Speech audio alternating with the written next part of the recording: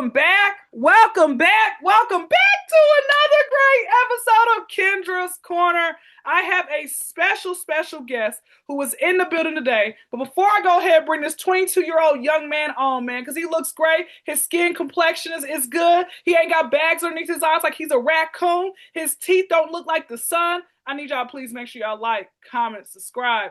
Turn that notification bell on. Please share this episode with as many people as you can because I can guarantee you somebody's life is going to be changed after this interview. So my next guest is someone whose journey sits at the intersection of comedy, entertainment, vulnerability, and self-expression. Originally from my city, Atlanta, Georgia, Antonio Adams has built a life that has taken him from his southern roots to Phoenix, Arizona, while carving out his own lane as both a comedian and an adult entertainer. Hold up! I don't think you guys understand who I just said that I have in the building today. Joining me today from my city, Atlanta, Antonio Adams. Let me keep it moving. But today we are not here just to talk about what Antonio does for a living. I want to know about the man who existed before the stage, before the cameras, and before anybody knew his name. Because behind the ability to make people laugh and entertain an audience is a human being with an upbringing, fears, lessons, relationships, disappointments, ambitions, and a story that cannot be summarized by a job title. That's a bar right there. Okay, we're going to be talking about growing up in Atlanta, masculinity, mental and emotional vulnerability, which is very important, all right? Between humor and pain, the relationship between humor and pain, success, identity, and ultimately the kind of man Antonio hopes people remember when none of his accomplishments are allowed to enter the conversation. And y'all, I got a CVS receipt dissertation, thesaurus more, to talk about Mr. Adams. But if I kept talking, that means I would never bring him to the waiting in the forefront from the waiting room. And y'all, I just wasted y'all's time and his, and that ain't fair. Without further ado, Antonio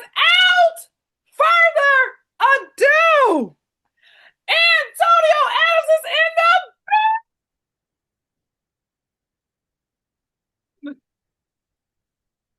Loved it, loved it, loved it, That's how you're loved it. supposed to be celebrated, all right? Don't matter. Yeah. Listen, after this, because I know you You got need to to bring me out on stage. come on.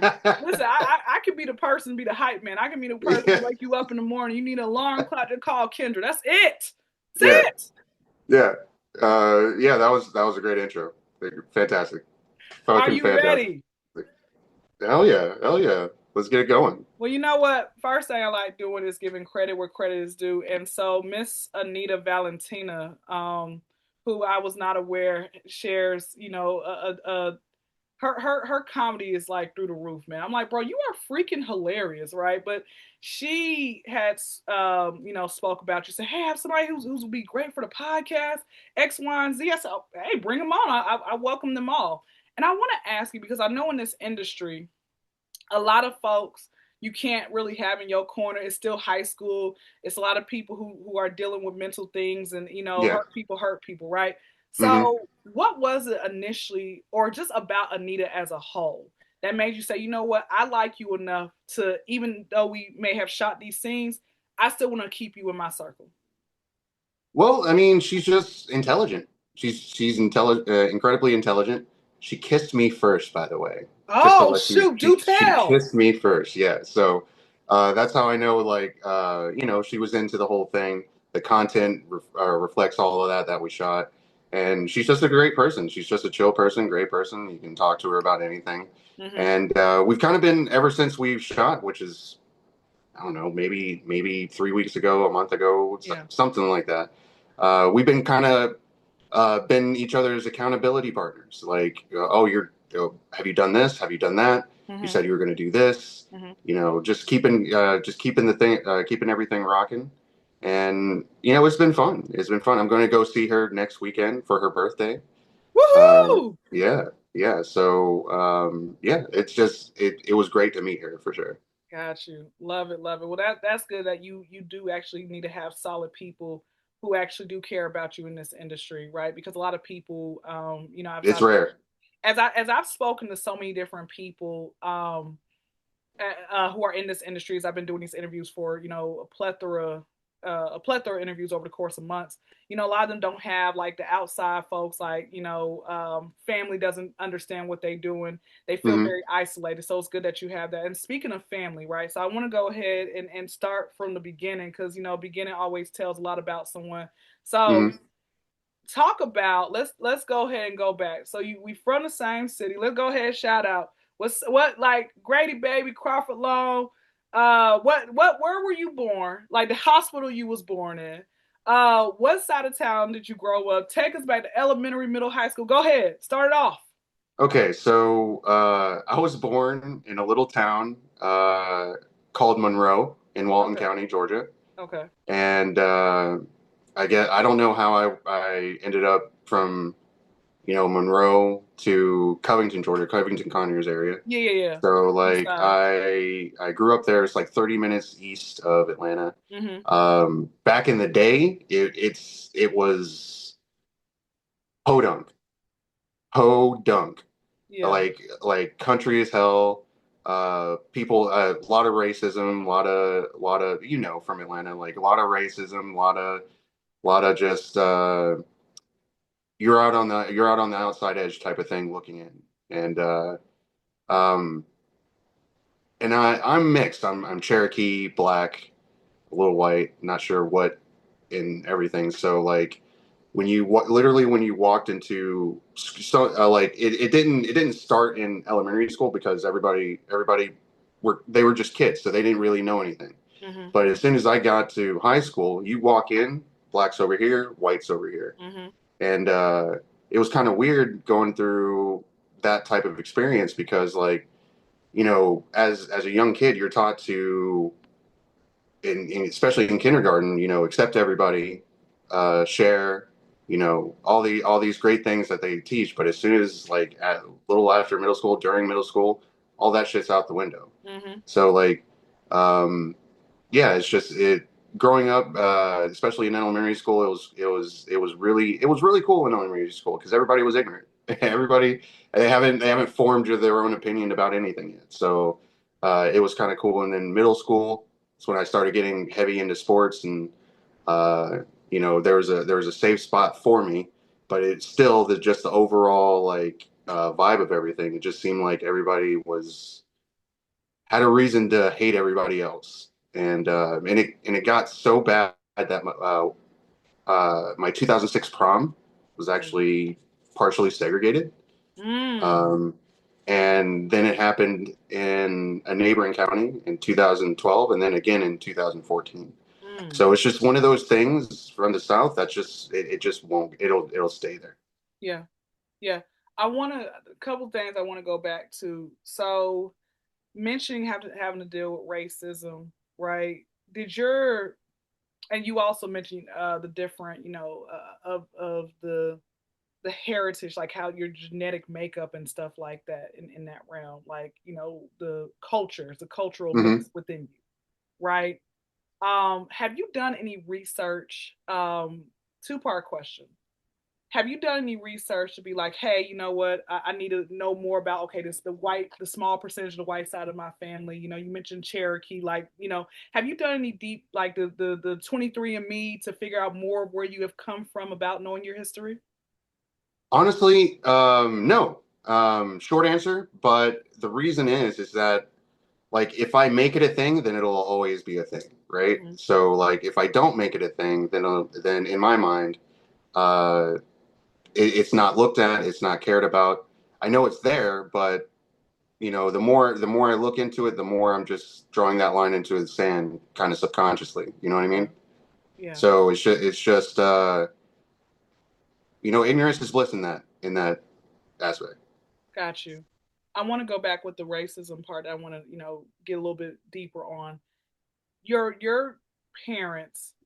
In what ways did they actually educate you on, knowing your rights, knowing, hey, listen, you might still be looked at, to some people as an N word, driving while black, all that type of stuff, because some people are like, oh no, because if you would have never wrote it down, people, oh, he's black, or whatever else it may have been, right? So, Hmm. in what ways have your parents educated, or do you feel like they didn't do their due diligence in that arena? Well, for me, I didn't really start noticing how bad it could be until high school, because Yeah. that's when everybody quasi starts having their own opinions and stuff. We're Hmm. taught by the older people who already have that mindset. Um, so really, I was kind of sheltered. I was kind Yeah. of sheltered in that sense. Like I wasn't prepared to to have that type of thing go down. And then when I realized it, it was I was already almost 18. You Gotcha. know what I mean? So it was just like, especially when you hear a lot of, uh, black people, Hispanic people talking about racism. I thought they were overreacting Yeah. because, like I won't say that I was geared towards the acceptance of other Hmm. people, like especially white kids, everybody else. But I would say that my influence is more TV than my mom actually raising me. So like I was raised through TV pretty much. That's probably why like I was so okay with a lot of the stuff that was going on is just because I didn't notice the racism until like it was just in my face. In your face. Yeah. So and I didn't really have a father figure growing up. My dad died when I was 5, I'm sorry you to hear know. that. So yeah, just a typical single parent raised Hmm. individual. Gotcha. Yeah. Um, you said, and again, I'm sorry to hear about your father, his passing when you were 5 years old. Our memory is amazing. Some things we can remember as early as 3, and then some people's memory doesn't start around to like maybe 5 or 6, right? Or you have Hmm. little, different things that might happen, little bits and pieces. What was that last memory that you did have of your father? Uh, You remember? I don't like I don't remember his face. I don't remember. I had his ID, lost that shit when I was like 12. So I Gotcha. don't really remember what he looks like. Everybody says I look like him, so I'm that's it. When I think about what he looks like, I just kind of imagine me with like maybe minimal features Gotcha. that are different. But there was this one time when I was at least 3 or 4. I had a radio act like I had this one of those toy cars or jeeps that run on a battery that I can just drive around the yard. Yeah. There was this he had like a mechanics block to where he had all his tools and would work on stuff. And my last memory of him is just me looking up at him as he's working on something that was on that thing. I Gotcha. don't know what he was working on or whatever, but I just that's the one true memory that I still have. And him teaching me how to whistle.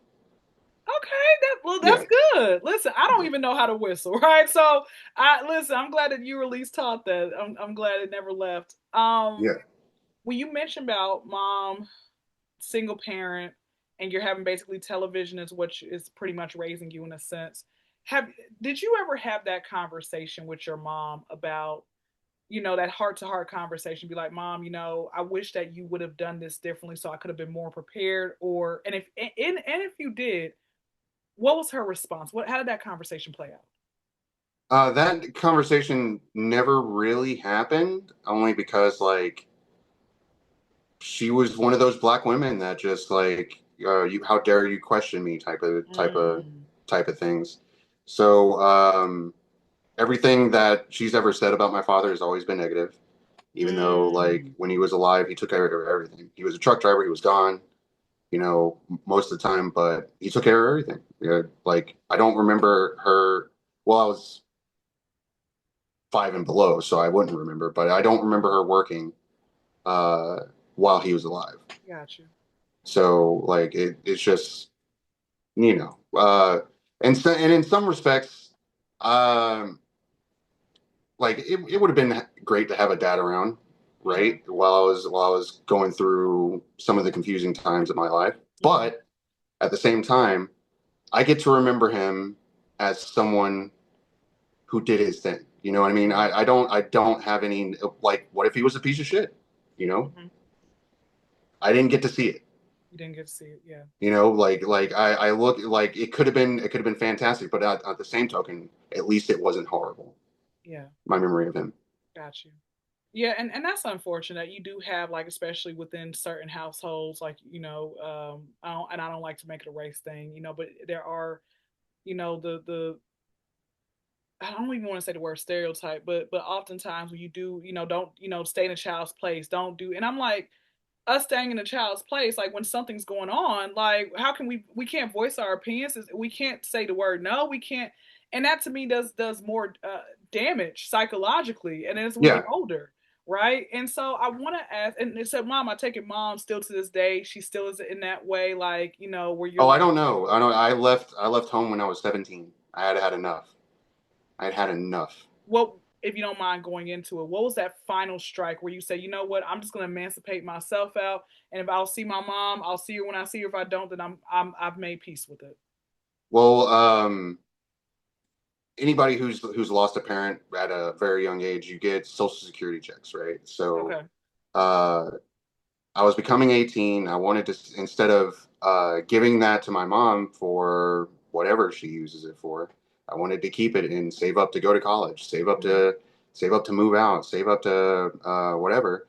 And then we actually had to move, and my brother, who was 5 years older than me, that does nothing, got a room, and I had to sleep on the floor in the bed in the living What? room. And yeah, she was getting married to this new guy, and I could hear them having sex a lot of the time, and I was like, I got to get the fuck out of here. Ew. Like, yeah, it's just it's no. So I'll never forget it. I was over at my friend's place because I used to wrestle, and Okay. it was one of my wrestling friends, and I was visiting him, and the father came down and said, "Are you ready to go home?" I'm like, "I don't want to go home. Like, I don't want to go home." And they took me in. I'm glad that they took you in. Yeah, it was one of those things, one of those very fortunate things that if I had stayed in that energy, that realm, I no telling what I could have become. And mom never came looking for you, checking in, like, Oh, oh, she did. She okay. did. She stalked me. She stalked me, but I was just like, no, you've had 18 years. Hmm. Like, what's going to be different now? Got you. And your brother, who you said basically 5 years older, he's a young adult, isn't doing much. Where is he now in life? He is living on our land Okay. that our father left us. Got you. So I just decided to walk away from it, and she actually lost it and had to get it back. Mm. She lost the land and had to get it back. But that's where he is currently. But I haven't talked to them in almost 20 years. 20 years, yeah. Um, you mentioned about a friend of yours whose dad was able, so kind enough to let you guys stay, right? And I learned that people come in your life for a reason, a season, and a lifetime. How long were you with them until you decide to move to your next business, your next venture in life? And do you still keep in contact with them? Um, I was there until I was 23. Hmm. Until like I went to college. I went to Full Sail in Okay, in Orlando. Florida, Orlando. Yeah, and they supported me the entire time, paid some of my college fees and stuff like that, and then had to come back. Tried to go to Connecticut to chase what I went to school for. Didn't work out because I was working three jobs just to Make ends meet. make ends meet, and then way too cold up there. Way too cold up there. So I moved back, and then I moved to North Carolina to try and go after it too. And then the market was just oversaturated. Like I found myself doing stuff that I just didn't even want to do. So then I had to come back. And then around like 23, 24, I was out completely. Um, and I still keep in touch with the family, but unfortunately, that father passed away as well. Mm. So it was just like I kind of had to go through the same thing kind of twice. You know, I lost another father figure Yeah. to the grave. You know what I mean? So it was fine because like there was a lot of lessons that are still with me today. Like my work ethic, my look on life, like my get it done attitude. That's all from that family. Okay. Yeah, no, that's it's like, bro, not again. Like that. Do I need to just isolate myself from very positive male role models? Because I don't want to keep losing you. Let me Yeah, let me ask you. A, so I know at this point, right? And this is where kind of segueing and talking about men's, mental health and all of that type of stuff. Because again, people don't really care about man's, what he's going through for real. Like, yeah, not really. they don't. So I want to ask you, you're having to deal with so much. It is really weighing on you. Did you ever go to therapy, or what were some positive things that were helping you to work through your pain, or still to this day you are still dealing with that in some way, shape, or form? Uh, I've been to countless therapists, countless, and it's one or two things that usually happens. Either like the therapist like moves to a different area, or Yeah. I get into a position to where I can't continue going because whether it's money, I'm traveling or whatever, I get into a situation to where I'm moving to a different place. I Mm-hmm. always lose that type of support, and I've been looking for another therapist, but it's just like at this point, I just need to focus on something that doesn't necessarily mean need like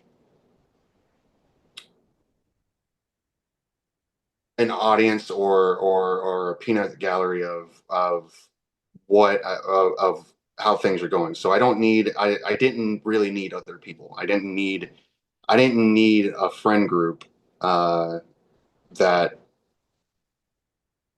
what am I trying to say here? I didn't need a friend group to try and placate my how I was feeling at all. I didn't want it. I didn't like I told one of my gamer friends, like if you were in the same city as me, I would never see you. Yeah. Like I would just not I'm not interested. So like the only thing that I really do is I go out and do comedy. I have the momentary like, yeah, hey, how are you? That was funny, whatever. And then back to my lonesome pretty much. Yeah, sure. Got you. Um, and that is, listen, I understand that about therapy, because I've had a therapist. My first therapist I had, I said, "Oh, we rocking and rolling," and then she was moving. She's like, "Don't." She's like, "I'm moving, but don't worry. I'm gonna make sure we do one last final good session." And she just disappeared. And I said, "Wait, hold up. What just happened? Like, I thought we Exactly. were here." Exactly. Like I found you. I found you. Like why like I finally found somebody and then just poof. Then you just, yeah, poof, be gone, right? And Yeah. it's or let's say insurance, right? It's like maybe you at some point the amount of sessions it runs out. Now you got to pay out of pocket. What if you don't have money for that? So what else am I supposed to do? I'm like, bro, this everything is just so backwards. Like, it don't, Yeah, exactly. but you mentioned, I got a couple more questions and then we're gonna go to our last bonus round, or last segments and stuff like that. So let's talk about the comedy. What actually got you saying, you know what, I'm gonna go ahead and do this? And what has been your um what has been your motivation to continue saying, you know what, even though I may have got, booed off stage, I'm gonna still keep this going. I'm not gonna just like let this just be a, like how you said, the job market was oversaturated. You're just trying these different things. You're like, this is not working. What was it about comedy made you say, you know what, I'll still keep doing this? Well, bombing on stage is part of the process. Like Yeah. you gotta love the bombing process in order to love comedy. Like if you can't handle bombing, it's just not for you. But one of my major influences for comedy in general, Patrice O'Neill. Come on, Patrice. Patrice O'Neill, that man is fucking Jesus to me. Like the every time I put him on, it's gospel, just gospel. And do you know of him? Oh yeah, of course. That's why I say, come on, Patrice O'Neill. I know he's passed away now, so Yeah, rest in yeah. peace. But everything that he said, it just struck a chord with me because I dealt with a he loves his mother though. That's the only difference between me and him. He loves his mother.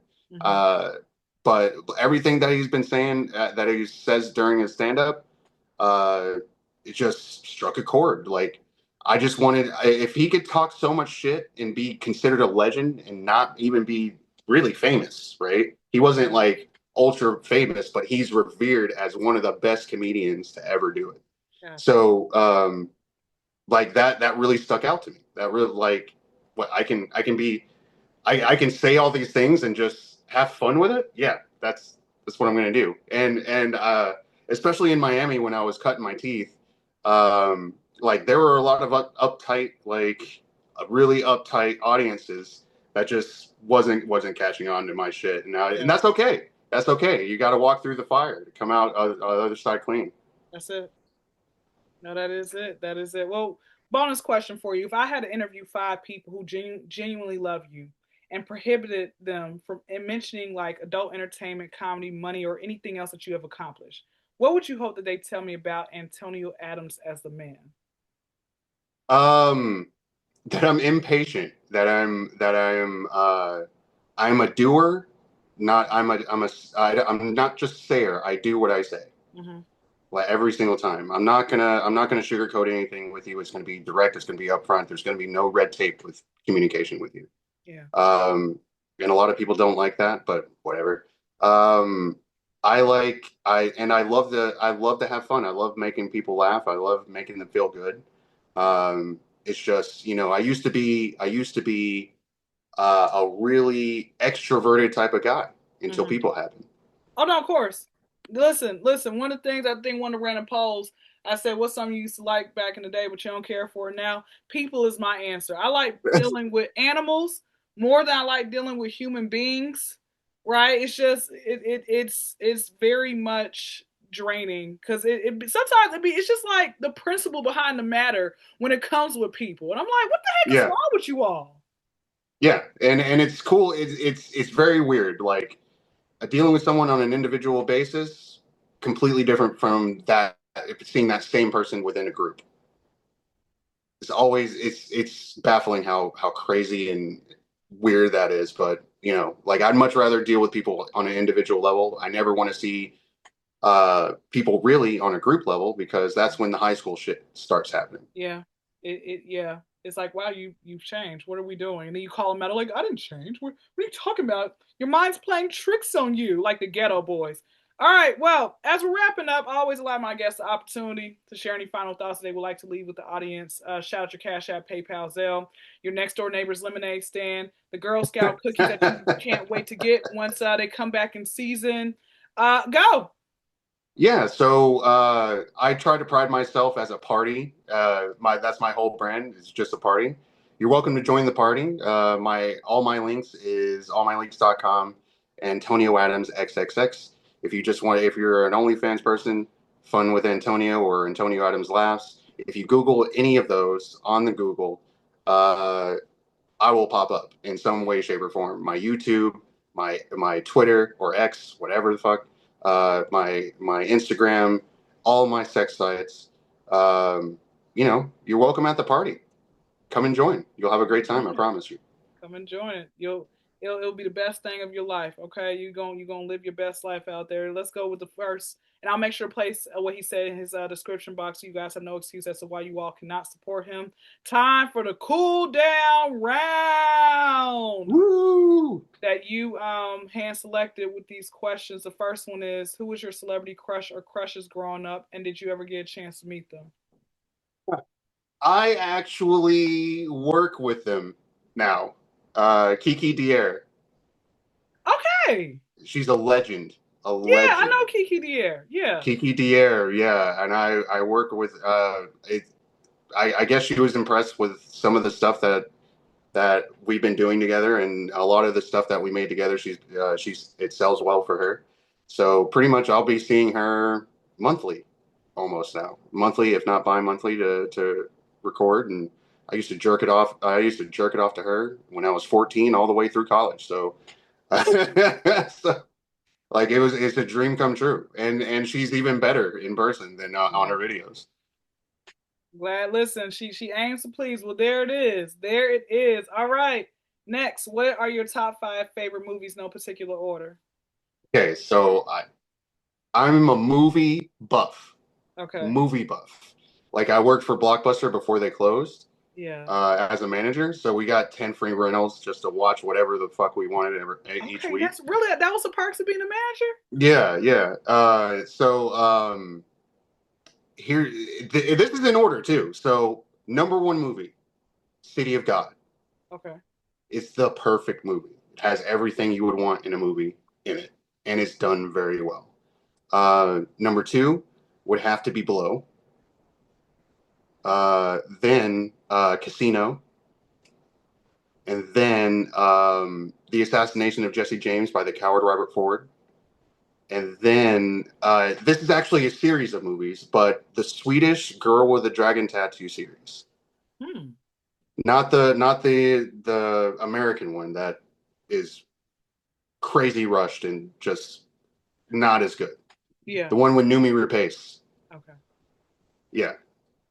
All right. All right. I haven't seen none of them, but I definitely, since you mentioned the first one, I'm like, let me could go ahead and check it out. See if what you're saying it lines up. Let me ask you this other quick question before I end this out in a short prayer. What was another perk being a manager at Blockbuster or just working there?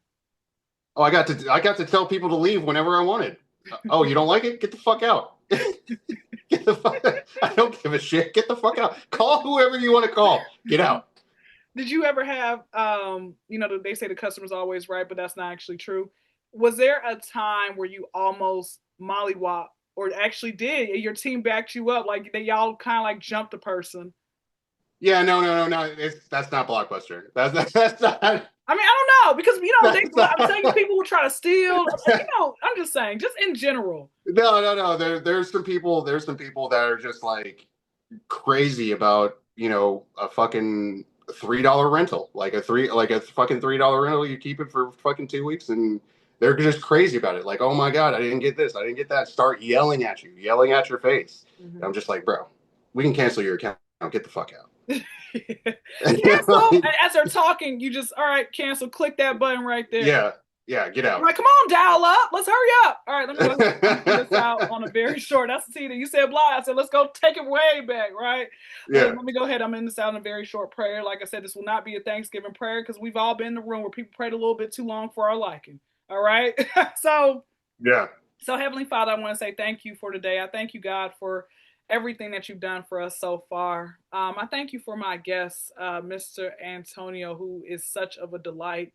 God, the fact that as I've been talking to him, even prior to us recording, I see your light shining through him, which means so much. And I ask that you allow other people to see that same God glow that you have given him. Um, he's talked so much. He was very vulnerable and open about his backstory, his childhood, the estrangement from his family. And so, Father God, right now, if there's any pain, any heartache, any offense, anything that is still bothering him to this day regarding with his mom, regarding with the, loss of his father, his first father, and then of course the second father. I ask that you heal the pain right now, that you just wrap your loving arms around him. Regarding with his mom and his brother, I ask wherever his parent is and wherever his brother is right now, that they are being who you call for them to be. That the anger, the frustration, the lies, the whatever it might have been that has caused them to be the people that they are, that just whatever demonic spirits that have been happening that have taken their place over them. I call for it to come out of them right now. I ask right now, Father, that you help his mother to become the woman that she needs to be, that you help her to become a better friend, that you help her to become more rooted within you. and that you help her to heal whatever pain that she has, whatever generational curses that have been brought upon her, that she is still carrying, the lies that the enemy has told her. Help her to become just a new woman as well. Even with his brother, that his brother help that you help his brother to become a better man. If he still is doing really much, not much of anything with his life, that he doesn't have a hustle mentality.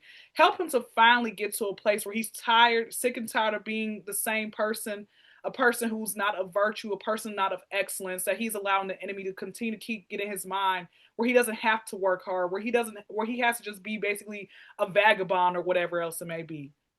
Keep him in a better place mentally, physically, emotionally. I pray right now for Antonio's future. We talked off air, the different business ventures that he has, and I thank you, Father, that his business is going to grow. He says I can make some real money now, and so I thank you for increasing his finances and helping him to be a good steward, an excellent steward over what you've given him, because your word says if we can't be a good steward over the little things, why would you bless us with greater? So I thank you that he's going to continue to work hard in his new business venture. I thank you that whatever he touches his hand on, that his well would not run dry, and he's going to prosper in everything that he does. And thank you, like he sent Anita, Valentina in his life as someone that he can really trust. I thank you for sending him more great people who really do have his best interests at heart and who do love him like how you love us. I seal and stamp this prayer by the blood of the Lamb. And I also got it, since he does comedy, I thank you that he's going to be out there selling shows, that he'll be able to work with other legends that he looks up to. I know Patrice, of course, is no longer here with us, but anybody else out there that he does look up to, that he's a fan of their work, I thank you that he'll be able to headline for them, or they'll headline for him. It is in your son's name. I seal and stamp this prayer by the blood of the Lamb. It is in your son's name, our Redeemer, our Savior, the Messiah, we pray. Amen. All right. All right, all right, all right. Guys, make sure y'all please get a chance. If you all haven't, please check out Mr. Antonio and all his business ventures. Check out his comedy. He's doing great things in his life. Support him in all these, everything, right? It doesn't have to just be on the porn level. He's a man, a jack of all trades. Like he said, hey, I did this, I did that. He's a hustler by nature. With that being said, make sure you all like, comment, subscribe, turn that notification bell on, share this episode with as many people out there as you can, because I'm telling you, there were so many gems that were dropped, and I'm sure there's somebody out there who can definitely need some love and support. And hey, Antonio brought it today. Y'all be blessed. Y'all be safe. We are out. Thank you, guys.